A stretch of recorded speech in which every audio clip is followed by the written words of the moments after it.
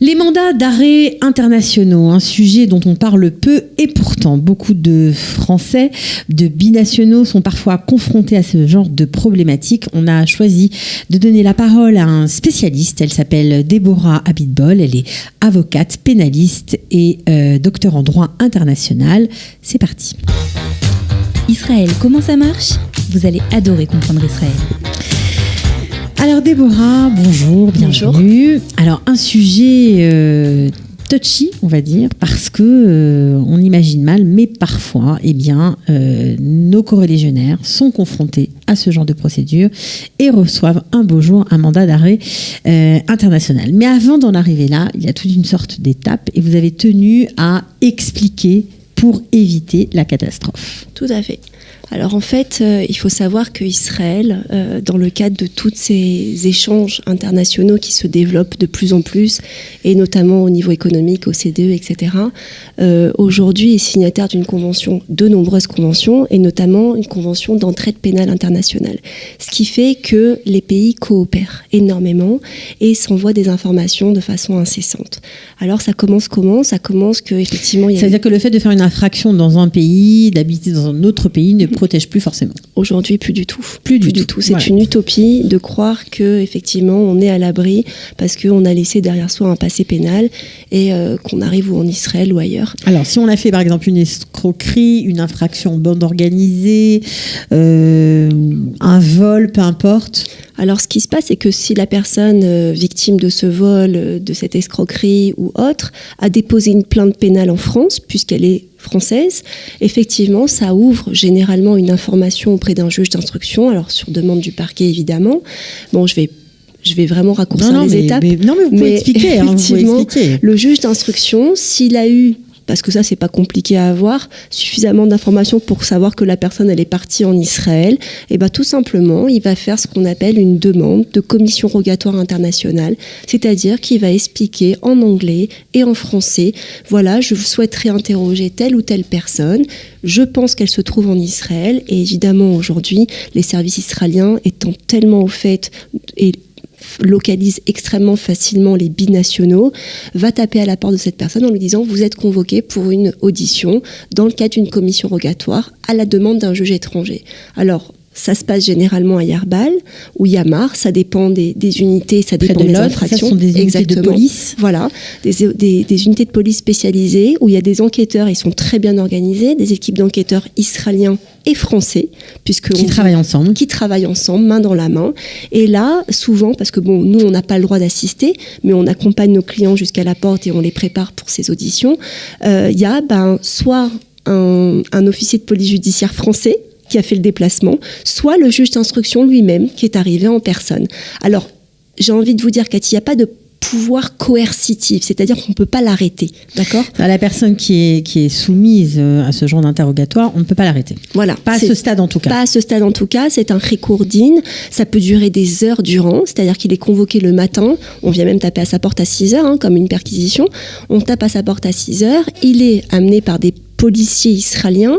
Dans le cadre de cette audition, en tout cas, il va y avoir une sorte d'interrogatoire et ça peut durer jusqu'à minuit. Et là, le juge d'instruction ou en tout cas un officier de police judiciaire à qui il a confié des actes d'instruction, dans le cadre de sa commission rogatoire internationale, va demander et va poser surtout plusieurs questions qui vont être consignées dans une déposition. Voilà.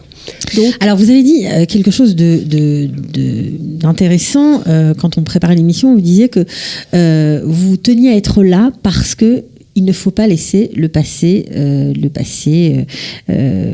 sans le gérer.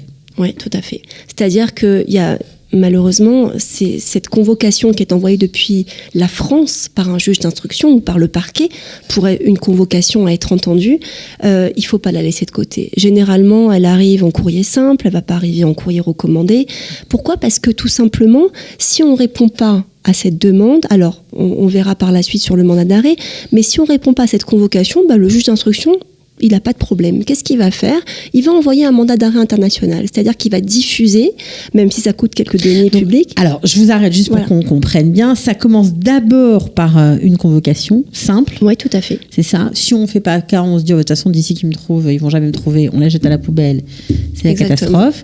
Ça se poursuit par une commission rogatoire, c'est ça? Exactement, ou alors en parallèle, c'est-à-dire que la première convocation, elle est directement en Israël, à charge pour la personne d'y répondre ou pas, de venir, donc c'est une première forme volontaire de coopération avec les autorités françaises, soit la personne vient me voir, me dit écoutez, moi je veux pas du tout, ça m'intéresse pas de répondre, etc. Ou alors, bon, si c'est les enquêteurs qui viennent chercher la personne, attention, elle peut être en infraction si elle se rend pas et elle ne se rend pas à la convocation. Il peut y avoir... Là, il faut faire attention. Voilà. Alors, comment on passe au mandat d'arrêt international? Alors, c'est simple, c'est que finalement, donc c'est généralement une prérogative qui appartient au juge d'instruction, mais aussi à d'autres juridictions, mais c'est quand même une prérogative prépondérante du juge, qui, ne voyant pas la personne participer, et le juge d'instruction, lui, il a qu'une seule chose en tête, c'est fermer son instruction.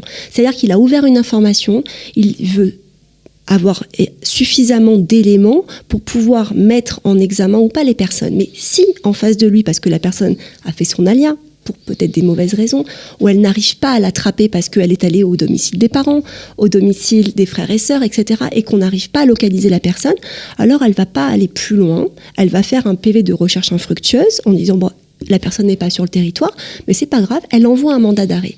La conséquence qu'a-t-il de ce mandat d'arrêt, c'est qu'elle interrompt la prescription. Ça veut dire qu'il ne faut pas que la personne, elle pense qu'elle va rester 20 ans planquée en Israël, elle va pouvoir s'en sortir tranquillement pour une petite infraction, au final une escroquerie ou un délit qui est prescrit par 3 ans. Pas du tout. Le mandat d'arrêt va justement avoir ce pouvoir d'interrompre la prescription.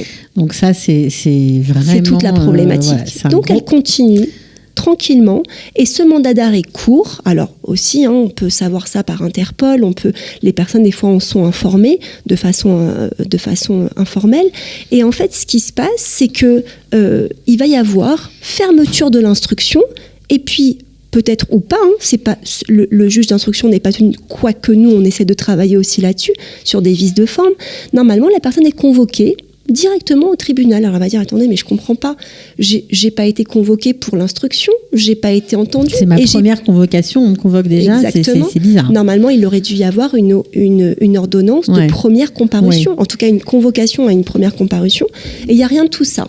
La personne décide finalement de pas s'y rendre parce qu'elle va se dire mais non seulement j'ai pas été entendue par le juge, il m'a mis en examen d'office, pourquoi ? Parce qu'il y a justement la passerelle du mandat d'arrêt, et se retrouver directement devant un tribunal correctionnel ou, plus grave, devant une cour d'assises sans avoir été entendu ni rien. Donc la personne prend peur et ne va pas à la convocation. Mais attention, la conséquence, c'est qu'il va y avoir ce qu'on appelle un jugement par défaut.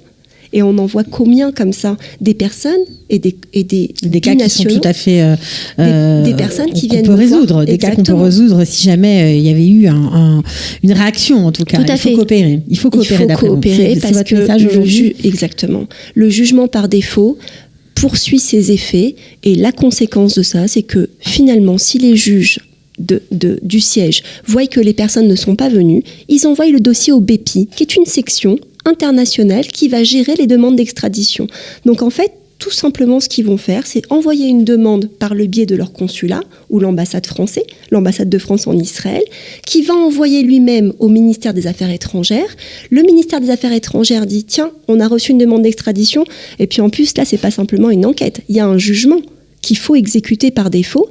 Et là, commence une deuxième partie qui est beaucoup plus complexe, qui est une procédure d'extradition vers la France. Ça, on le verra dans une autre émission, parce que c'est vrai que c'est des sujets complexes et intéressants, parce que il faut savoir à quoi on s'expose lorsqu'on est contrevenant à la loi. Vous avez beaucoup de cas de binationaux qui font l'objet de mandats d'arrêt. Beaucoup, et puis on ne sait pas toujours à quoi s'attendre, on connaît pas vraiment, parce que effectivement il n'y a rien marqué sur le papier. Vous avez été, vous faites l'objet d'une demande de convocation devant un juge d'instruction pour tel et tel fait. La personne ne se reconnaît pas vraiment, parce que c'est des faits qui sont de façon générale pas vraiment détaillés. On ne sait pas si la personne elle a participé en tant que complice, ou est-ce qu'elle a été auteur principal. Donc finalement, les personnes ne donnent que très peu d'importance à ces convocations. Alors il y a la plupart des clients qui, eux, sont consciencieux, viennent me voir.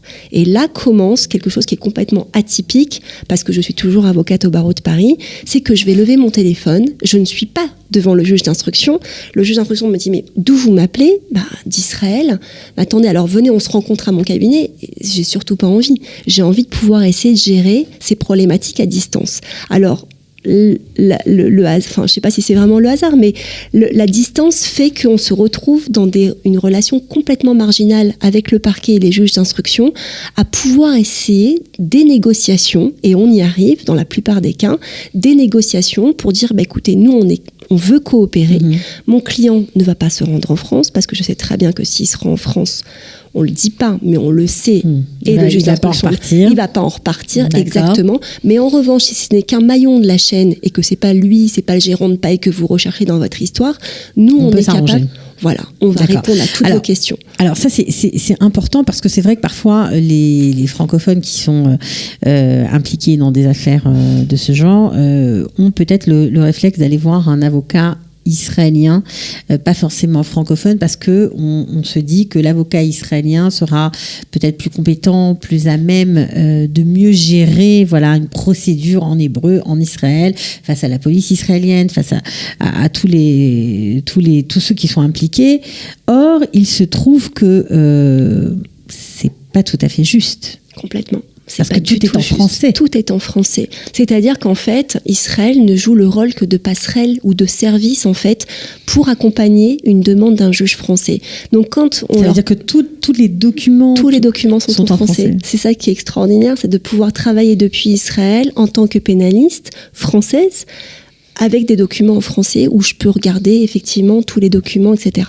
Alors c'est exactement ce que les enquêteurs israéliens disent. Nous, on n'est pas compétents.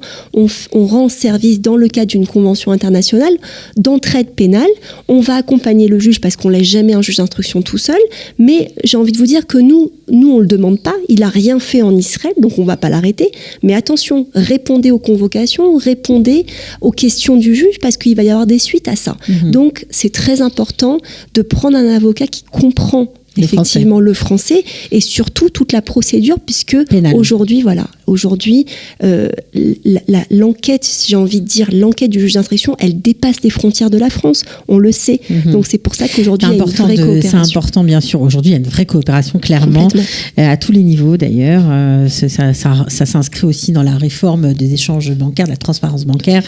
Voilà, donc c'était important d'en parler aujourd'hui. Voilà, on a fait un petit tour. Quel conseil vous avez à donner, vraiment, pour terminer ? Surtout, de ne pas laisser un dossier pénal ouvert en France, même si on est parti depuis des années.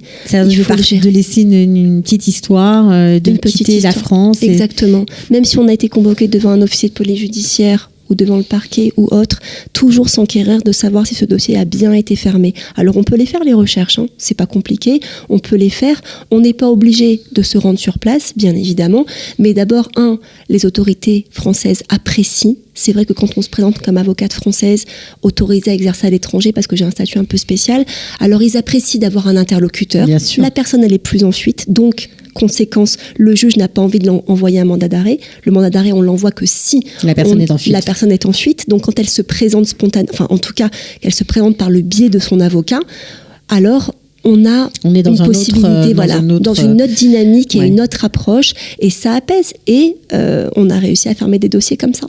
J'imagine. Bon, alors, on ne va pas rentrer dans tous les détails, mais en tout cas, voilà, c'était important d'en parler, un sujet qu'on n'avait encore jamais abordé. Merci beaucoup. Maître Abitbol, on se retrouve pour une prochaine émission. Là, on parlera, je crois, de la procédure d'extradition. À bientôt. À bientôt. Israël, comment ça marche ? Vous allez adorer comprendre Israël.